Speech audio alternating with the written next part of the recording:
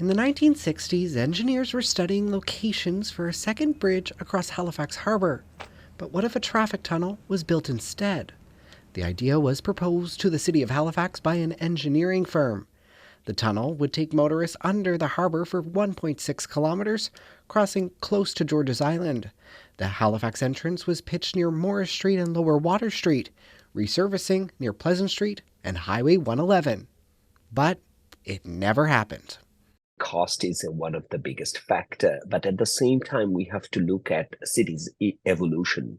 At the time, the amount of traffic or amount of the population density might not be even justifiable for the cost.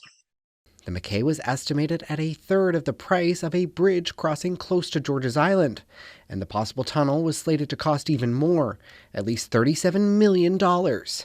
In 2008, the idea of a tunnel re-emerged once again, but the cost was estimated at a whopping $1.3 billion. The operational cost of a tunnel is very expensive given the fire and life protection equipment that are required to operate that tunnel.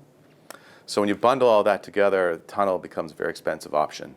And again, it really is the go-to option when you can't build a bridge. That sentiment is echoed back when the idea was first proposed, in documents here in the Halifax archives. A handwritten memo includes comments from A. Murray MacKay with the Bridge Commission. He said the greatest mistake would be a tunnel useful only for passenger cars, because gasoline tankers could be barred. MacKay also had concerns about cost overruns.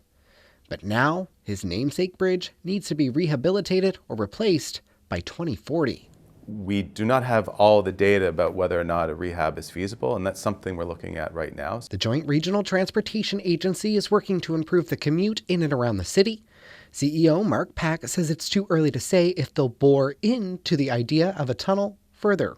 It's out there, but is it going to be part of our plan? That I can't predict because we're waiting for the study to come back. And there are some advantages according to this urban planner. It's an uninterrupted, quite a good way of connecting cities. Habib says incorporating public transportation would make a tunnel more sustainable, and the underground infrastructure could be valuable for more than the daily commute.